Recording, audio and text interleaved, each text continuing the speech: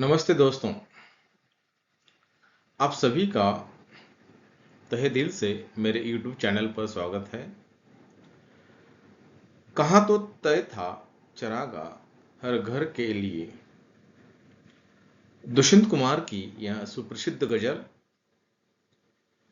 दुष्यंत कुमार एक जगह लिखते हैं, हंगामा खड़ा करना मेरा मकसद नहीं, सूरत बदलनी चाहिए। तेरे दिल में न सही मेरे दिल में कहीं न कहीं आग जलनी चाहिए। दूसरी ओर वो कहते हैं, तू किसी रेल सी गुजरती है, मैं किसी पुल सा थरथराता हूं। गजल इस विधा को हिंदी साहित्य में विशेष स्थान प्राप्त कर देने वाले दुष्यंत कुमार, जो गजल यह लुप्त होती हुई दिखाई दे रही थी, उसे जीवन दान देने वाले दुष्यंत कुमार, जिन्होंने राजनीति पर, समाज के एक ऐसे वर्ग पर करारा विरोध किया है, जो हम इस गजल के माध्यम से देख रहे हैं, देखना चाहते हैं। आप सभी से तीव्र निवेदन है कि इस वीडियो को पूरा देखना है। मैंने इस वीडियो के अंतर्गत कहा तो तय था चरागा हर घर के लिए, इस गजल की व्याख्या की है, पंक्ति दर पंक्ति व्याख्या की है। कृपया इस वीडियो को पूरा देखना। देखने के बाद आप मेरे चैनल को सब्सक्राइब करना, बेल आइकन को भी दबाना। चलो तो देखते हैं, कहां तो तय था चरागा हर एक घर के लिए। भारत स्वतंत्र होने से पूर्व और भारत स्वतंत्र होने के बाद लोगों को, आम जनता को यही आस लगी हुई थी कि हर घर में एक चिराग आएगा। चिराग का अर्थ होगा दिया। दिया सिर्फ उजाला देता है। दोस्तों, इस दिया की एक विशेषता है कि दिया मूल रूप से खुद को जलकर दूसरों को उजाले में रखता है, लेकिन उसके ही नीचे अंधेरा होता है। यह जलना समाज के लिए, एक ऐसे वर्ग के लिए जो इस दुष्यंत कुमार जी ने एक सटीक कलम के द्वारा समाज के एक ऐसे वर्ग को सामने लाने का प्रयास किया है, जो सहने के लिए तैयार है, लेकिन बोलने के लिए नहीं, अभिव्यक्त होने के लिए नहीं। जितना मिला है उतने में ही अपना जीवन व्यतीत करना चाहता है, लेकिन बोलना नहीं चाहता, आक्रोश व्यक्त करना नहीं चाहता। ऐसी ही एक गजल, कहां तो तय था चरागा हर एक घर के लिए, साए में धूप, इस गजल संग्रह से ली गई यह गजल है। चलो तो इस गजल को पढ़ते हैं। मैं पंक्ति दर पंक्ति इसका विश्लेषण आगे करूंगा, पहले उसे पढ़ लेता हूं, ध्यान से सुनिए। कहां तो तय था चरागा हर एक घर के लिए, कहां तो तय था चरागा हर एक घर के लिए, कहां चराग मैस कर नहीं शहर के लिए। यहां दरख्तों के साए में धूप लगती है, यहां दरख्तों के साए में धूप लगती है, चलो यहां से चले और उम्र भर के लिए। ना हो कमीज तो घुटनों से पेट ढक लेंगे, घुटनों यानी कि पांव से पेट ढक लेंगे। ये लोग कितने मुनासिफ है इस सफर के लिए। ना हो कमीज तो घुटनों से पेट ढक लेंगे, ये लोग कितने मुनासिफ है इस सफर के लिए। खुदा नहीं न सही, खुदा नहीं न सही, आदमी का ख्वाब सही, कोई हसी नजारा तो है इस नजर के लिए, कोई हसी नजारा तो है इस नजर के लिए। ओ मुतमईन है कि पत्थर पिघल नहीं सकता, ओ मुतमईन है कि पत्थर पिघल नहीं सकता, मैं बेकरार हूं आवाज में असर के लिए, मैं बेकरार हूं आवाज में असर के लिए। जिए तो अपने बगीचे के गुलमोहर के तले, जिए तो अपने बगीचे में गुलमोहर के तले, मरे तो गैर की गलियों में गुलमोहर के लिए, मरे तो गैर की गलियों में गुलमोहर के लिए। इसका भावार्थ हम आगे देखेंगे। दोस्तों, गजल तो हमने पढ़ी, लेकिन गजल होती क्या है उस पर थोड़ा सा प्रकाश डालेंगे हम। गजल एक ऐसी विधा है जिसमें सभी शेर अपने आप में मुकम्मिल और स्वतंत्र होते हैं। कहा जाता है गजल एक शेर नहीं तो एक से अधिक 5 शेर, 5 से अधिक 17 शेर और 17 से अधिक 25 शेर तक हो सकते हैं। लेकिन हर एक शेर का अपना अलग अर्थ होगा। उन्हें किसी क्रम व्यवस्था में तहत पढ़े जाने की दरकार नहीं रहती है। इसके बावजूद दो चीजें हैं जो इन शेरों को आपस में गूंद कर एक रचना की शक्ल देते हैं। वह शक्ल यानी गजल एक रूप देते हैं, एक तुर्क का निर्वाह करते हैं।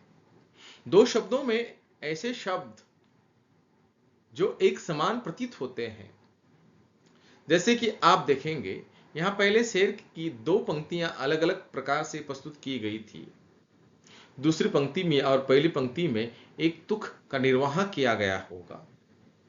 इसलिए मूलतः गजल शेरों का ही एक संग्रही रूप होता है, जो हम इसे अधिक अचित्र से इस प्रकार से पढ़ेंगे। चलो तो पढ़ते हैं गजल। कहां तो तय था चिरागा हर एक घर के लिए, कहां चिराग मैस कर नहीं इस शहर के लिए। दोस्तों, इन पंक्तियों का भावार्थ इस प्रकार से होगा। कवि दुष्यंत कुमार जी अपने इस गजल के माध्यम से राजनीतिक लोगों पर करारा व्यंग करते हैं। राजनीतिक लोगों को बड़े बड़े लुभावने सपने दिखाते हैं। वो आम जनता को अपने षड्यंत्र में फंसाते हैं। वैसे ही उन्होंने तय किया था कि प्रत्येक घर के लिए एक चिराग होगा, अर्थात हर घर की रोशनी प्रदान की जाएगी। इन घरों में रहने वाले लोगों के जीवन में खुशहाली आएगी। लेकिन ऐसा होता नहीं है। अर्थात कवि कहते हैं कि नेताओं ने घोषणा की थी कि देश के हर एक घर में चिराग अर्थात सुख सुविधाएं उपलब्ध करा दी जाएगी। आज स्थिति यह है कि शहरों में भी चिराग अर्थात सुविधाएं उपलब्ध नहीं है। नेताओं की घोषणा सिर्फ कागजों पर लिखी हुई है, कागजों पर स्थित है। इसे घरों में रहने वालों के जीवन में खुशहाली आएगी, पर उनका आश्वासन जो है थोथा होता हुआ दिखाई देता है। इसी को इन दो पंक्तियों में लेखक ने बड़ी सटीकता से अपनी कलम के माध्यम से करारा व्यंग किया है। आगे देखते हैं। अर्थात स्थिति यह है कि पूरे शहर के लिए एक भी चिराग नहीं है। यह कि करनी और कथनी में बहुत अंतर है। बोलना और वास्तविक रूप से उसे व्यवहारिक जीवन में लाना, इन दोनों में बहुत अंतर है। लेखक कह रहे हैं कि पूरे शहर में अंधकार ही अंधकार छाया हुआ है। पूरा शहर अंधकार में डूबा हुआ है। लेकिन मूल रूप से शहर में तो नहीं किसी गांव में भी यह स्थिति जो है चिराग की स्थिति जो है, खुशहाली की स्थिति जो है, सुविधाओं की स्थिति जो है शहर को नहीं मिली तो गांव को कहां से मिलेगी। इसे भी बड़ी सटीकता से लेखक ने इस दो पंक्तियों के द्वारा हमारे सामने रखने का प्रयास किया है। यहां दरख्तों के साये में धूप लगती है, चलो यहां से चले और उम्र भर के लिए।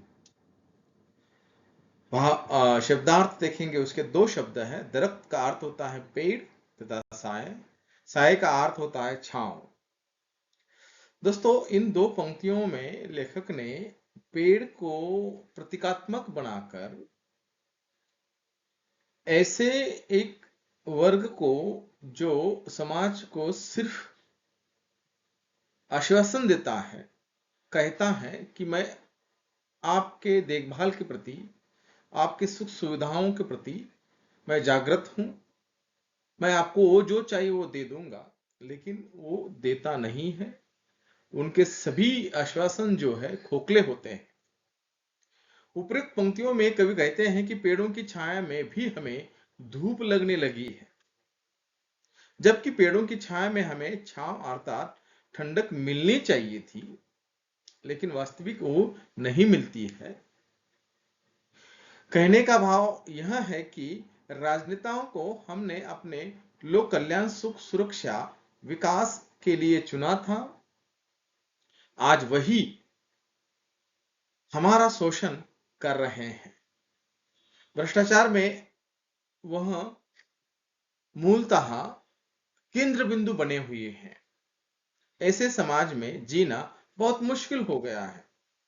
कभी इस समाज को छोड़कर कहीं दूर चले जाने की बात कर रहा है और फिर कभी लौट कर आने की उनकी इच्छा नहीं है।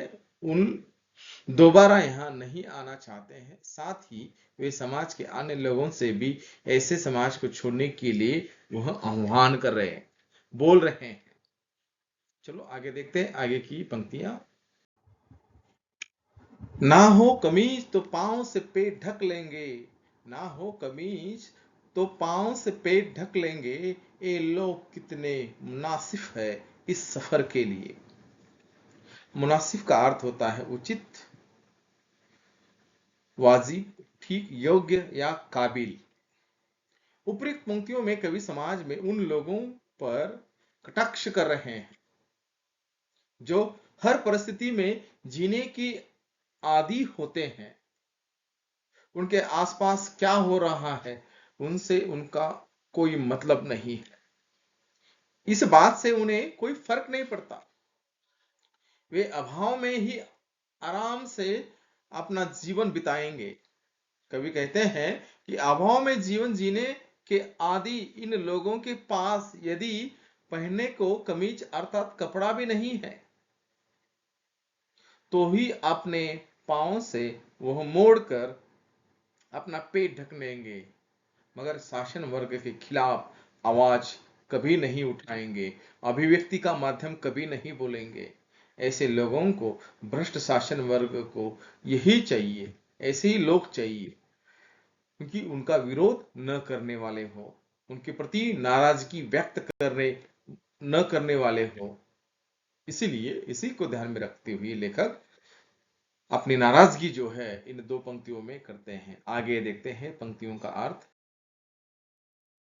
खुदा नहीं न सही आदमी का ख्वाब सही, खुदा नहीं न सही आदमी का ख्वाब सही, कोई हंसी नजारा तो है इस नजर के लिए। ख्वाब का अर्थ होता है सपना, सपना, स्वप्न से हम कहेंगे। उपयुक्त पंक्ति में कवि ने अगर लोग वर्तमान परिस्थितियों को बदलना नहीं चाहते हैं या शासक वर्ग को के प्रति उनकी नाराजगी है, किसी न किसी बात पर उन पर कोई असर नहीं हो रहा है, तो कोई बात नहीं, कम से कम वो सुंदर सपने तो देख सकते हैं। कवि कहते हैं कि अगर ईश्वर इंसान की मानव चाही मुराद पूरी नहीं कर रहा है तो कोई बात नहीं, कम से कम वह सपनों में तो सही कुछ न कुछ, चाहे सुंदर दृश्य नजारा, खुशी से वहां देख तो सके। कहने का आशय यह है कि इंसान को अपने अवश्य खेलने सपनों को अवश्य देखना चाहिए। वह अवश्य वह सपने भले ही वह बुरे हो, गलत हो, लेकिन देखने का तो नजरिया उनके पास वह होना चाहिए। चलो आगे देखते हैं। वे मुतमुईन है कि पत्थर पिघल नहीं सकता, वे मुतमुईन है कि पत्थर पिघल नहीं सकता। मैं बेकरार हूं आवाज में असर के लिए, मैं बेकरार हूं आवाज में असर के लिए। मुतमईन का अर्थ होता है इत्मीनान से, आश्वासन, बेकरार, बेचैन, व्याकुल। और विकल असर या प्रभाव, छांव, दवाल आदि। उपयुक्त पंक्तियों में कवि कहते हैं कि गरीब शोषित वर्ग को यह विश्वास दिला रहे हैं कि कुछ भी कर लो, लेकिन इन परिस्थितियों को नहीं बदल सकते। लेकिन मेरे अंदर परिस्थितियों को बदलने की बेचैनी है। कवि कहते हैं कि अगर हम सब मिलकर इस भ्रष्ट सिस्टम को खिलाफ, इस भ्रष्ट सिस्टम के खिलाफ आवाज उठाएंगे, हमारे आवाज में दम होना चाहिए, परिस्थितियां अवश्य बदलेगी। अर्थात आम आदमी को यह विश्वास हो जाएगा कि अब परिस्थितियां नहीं बदल सकती, लेकिन वह कवि बेचैन से इंतजार कर रहे हैं कि कब लोग एक साथ उठकर किसी राजनेता के खिलाफ, किसी उस परिस्थिति के खिलाफ आवाज उठाएंगे। फिर देखिए उस सिस्टम में, उस सरकार में, उस कार्यालयीन कामकाज के सभी स्थितियों में, उस विधि में, कानून कायदे में बदलाव जरूर आएगा। इसी आवाज को, उस असर को सुनने के लिए कवि बेकरार है। तेरा निजाम है सिल दे जुबान शायर की, ए इतिहात जरूरी है इस बहर के लिए। शब्दार्थ निजाम का अर्थ होता है राज सिंहासन, सावधानी, बहर, छंद आदि। उपयुक्त पंक्ति में कवि कहते हैं कि जब कोई कवि या लेखक शासन की भ्रष्ट राजनीति के खिलाफ अपनी कलम चलाता है, उनके लोगों के खिलाफ कुछ लिखने का प्रयास करता है या जागरूक करने के लिए अपनी जबान चलाता है, तब शासक वर्ग जो है उस कवि की जबान पर रोक लगाते हैं, कोशिश करते हैं, उसकी अभिव्यक्ति पर रोक लगा देते हैं। इसलिए कवि कहते हैं कि यह संभव है कि सत्ताधारी लोग अपनी सत्ता बचाने के लिए मेरी जुबान पर रोक लगा सकते हैं, मेरी अभिव्यक्ति की आजादी छीन सकते हैं, लेकिन कवि खुद अपने ही सिस्टम को चलाए रखने के लिए ऐसी सावधानी उन्हें रखनी जरूरी है। जैसे गजल में छंद बहार के लिए बंधन जरूरी है, बंद जरूरी है, सावधानी रखनी पड़ती है। कहने का तात्पर्य यह है कि गजल लिखते समय या लिखते वक्त भी कई बातों का हमें ध्यान रखना पड़ता है। वैसे ही जाकर राजनीतिक लोग जो है, कुछ लेखक लिखने का प्रयास करते हैं तो उसको, उसकी आवाज को दबाने, उसके लेखन कार्य को दबाने का कार्य करते हैं। दोस्तों, प्रेमचंद ने पहली कहानी लिखी थी साजे वतन, पर स्वतंत्र नहीं हुआ था तब की वह कहानी थी। अंग्रेज लोगों ने उस कहानी को जलाया। उसके बाद प्रेमचंद ने, पहले नवाब राय नाम से लिखते थे, बाद में उन्होंने प्रेमचंद नाम से हिंदी में लिखना शुरू कर दिया। पंच प्रेमेश्वर कहानी से लेकर मूलतः कफन कहानी तक उनके पूरे 300 350 कहानियां हैं। मेरा कहने का उद्देश्य है कि कुछ लोग जो है कलम के द्वारा उस राजनीतिक लोगों पर करारा व्यंग करने का प्रयास करते हैं, लेकिन वह व्यंग जो है वह राजनीतिक लोग उसे रुकाने का कार्य करते हैं, उसे दबाने का कार्य करते हैं। चलो आगे देखते हैं आगे की पंक्तियां। जिए तो अपने बगीचे में गुलमोहर के तले, जिए तो अपने बगीचे में गुलमोहर के तले, मरे तो गैर की गलियों में गुलमोहर के लिए। शब्दार्थ में गुलमोहर का अर्थ होता है स्वाभिमान, आत्मसम्मान के अर्थ में भी उसे यहां पर प्रस्तुत किया गया है। यहां पर गुलमोहर शब्द का प्रयोग स्वाभिमान या आत्मसम्मान के अर्थ में प्रयुक्त हुआ है। उपयुक्त पंक्ति में कवि कहते हैं कि इंसान को अपने घर में ही आत्मसम्मान के साथ, स्वाभिमान के साथ जीना चाहिए। अगर अपने घर के बाहर हमारी जान चली जाए तो भी अपने स्वाभिमान की रक्षा करते हुए, यानी घर के बाहर व्यक्ति को सदैव अपने स्वाभिमान, अपने तत्व, अपना आत्मसम्मान बचाए रखने के लिए जीना चाहिए, साथ जीना चाहिए। दोस्तों, यह राजनीतिक पर करारा व्यंग करते हुए दुष्यंत कुमार अलग अलग संदर्भ देकर, अलग अलग पंक्तियों के द्वारा, अलग अलग प्रतीकात्मकता को ध्यान में रखकर करारा व्यंग करते हैं। दूसरी बात मैं ये बताना चाहता हूं कि यह सभी गजल जो है दुष्यंत कुमार की कई फिल्मों में इसका प्रयोग भी हो चुका है। जो राजनीति को लेकर लिखी गई फिल्में हैं, इसको लेकर जो विरोध करने की स्थिति में इन गजलों का प्रयोग बहुत बड़े चाव से किया गया है। चलो आगे देखते हैं। प्रश्न उत्तर।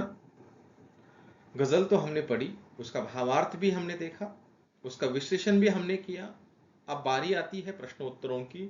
हर घर के लिए क्या तय था? चिराग या चरागा भी कहा जा सकता है। चिराग किसके लिए उपलब्ध नहीं है? शहर के लिए नहीं है तो गांव के लिए कहां से आएगा? दुष्यंत कुमार ने शहर के लिए क्या मयस्कर नहीं होने की बात कही है? चिराग या चरागा। मयस्कर का अर्थ होता है उपलब्ध। नजर के लिए कौन सा नजारा होना चाहिए? हसीन नजारा होना चाहिए। ये अति लघु उत्तरी प्रश्न है। ये जब भी टेस्ट ली जाएगी, एमसीक्यू के रूप में प्रश्न होंगे, बहुविकल्पीय प्रश्न होंगे, तो इसका प्रयोग आप कर सकते हैं। आगे के प्रश्न देखेंगे। दोस्तों, ये यहाँ पे दो पंक्तियां दी गई है प्रश्न के रूप में, और निम्नलिखित पंक्तियों का भावार्थ हमें यहाँ पर लिखना है। यानी कि वो पंक्तियां क्या कहती है, उस दो पंक्तियों का अर्थ क्या होगा जो आम जनता के भावना के साथ जुड़ा हो। भावार्थ देखेंगे। ना हो कमीज तो पांव से पेट ढक लेंगे, ये लोग कितने मुनासिफ है इस सफर के लिए। समाज का एक ऐसा वर्ग जो अपना जीवन विविध समस्याओं से घिरा हुआ, अभाव में उलझा हुआ जीता है। अभाव में जीने के लिए विरोध प्रत्युत्तर के रूप में वो कहीं पर आवाज उठाने के लिए तैयार नहीं है, अपना सफर आराम से काट लेता है। ऐसे ही लोग हैं जो ऐसी सफर के लिए ही उपयुक्त है। वो कभी बोल नहीं सकते, कभी अभिव्यक्त नहीं हो सकते। इस प्रकार से उसका उत्तर होगा, तेरा निजाम है सिल दे जुबान शायर की, ये एहतियात जरूरी है इस बहर के लिए। इन पंक्तियों का भावार्थ लिखिए। इन पंक्तियों के जरिए शासक वर्ग पर करारा व्यंग्य किया है। शासक वर्ग की सत्ता होने के कारण किसी की भी शायर की जुबान पर पाबंदी अर्थात अभिव्यक्ति पर पाबंदी ला सकते हैं। शासक को अपनी सत्ता का कायम रखने के लिए कई प्रकार की सावधानियां बरतनी पड़ती है, परंतु सर्वथा अनुचित होता है। यदि बदलाव लाना है तो अभिव्यक्ति की स्वतंत्रता होनी जरूरी है। बदलाव लाना है तो क्या होना जरूरी है? अभिव्यक्ति। अभिव्यक्ति का अर्थ होता है बोलने की स्वतंत्रता होनी जरूरी है। चलो आगे के प्रश्न देखेंगे। आलोचना के रूप में कुछ विशेष तथ्य जो है इस गजल के माध्यम से लेखक ने इस प्रकार से अभिव्यक्त किए हैं, उन्होंने पूछा है, उनका उद्देश्य यही रहा हो। कवि ने आजाद भारत के कटु सत्य का वर्णन किया है। नेताओं के झूठे आश्वासन पर संस्थाओं के द्वारा आम आदमी का शोषण किस प्रकार से किया जाता है, उसे यहां पर प्रस्तुत करने का प्रयास किया है। चिराग मयस्कर, दरख्त, साये में आदि उर्दू शब्दों का प्रयोग भी इस मूलता गजल में हुआ है। खड़ी बोली में प्रभावी अभिव्यक्ति हुई है। चिराग या दरख्त आशा एवं सुरक्षा का प्रतीक माना गया है। अंतिम पंक्ति में निराशा, पलायनवाद की प्रवृत्ति दिखाई देती है। लक्षणा अभिव्यक्ति का निर्वाह हुआ है। यहाँ पे साये में धूप लगती है में विरोधाभास अलंकार का भी प्रयोग इसमें हुआ है। कहा तो तय था चरागाह हर घर के लिए, मूल संवेदना स्पष्ट कीजिए। यानी कि इस गजल की मूल संवेदना क्या है, लेखक क्या बताना चाहते हैं, क्या कहना चाहते हैं, उसका पूरा जिक्र जो है इन बड़े अलग अलग प्रश्नों में तो किया ही है, लेकिन ये जो बड़ा प्रश्न है, हो सकता है 15 अंक के लिए, हो सकता है 14 अंक के लिए प्रश्न पूछा जाएगा। तो मित्रों, इस प्रश्न को ध्यान से पढ़िएगा। मूल संवेदना यानी कि उसमें उस गजल में क्या दिया गया है, इसका ही चित्र जो है यहाँ पर विस्तृत रूप से दिखाई देता है। आप इसको पढ़ लीजिएगा। सभी को मेरा धन्यवाद। आपने इस वीडियो को ध्यान से सुना, देखा, और इससे आपने कहीं ना कहीं अच्छा ज्ञान लिया होगा। और मैंने इस गजल को सही दिशा देने का प्रयास किया है। मैं जल्दी ही दूसरा वीडियो आपके सामने जरूर ले आऊंगा। आप मेरे चैनल को सब्सक्राइब कीजिएगा, लाइक बेल आइकन को दबाइए, और अच्छा वीडियो लगा, किसी से इस वीडियो से ज्ञान की प्राप्ति हो ऐसा आपको लगता है तो आपको इसे जरूर शेयर करना चाहिए। चलो मिलते हैं अगले वीडियो में। धन्यवाद।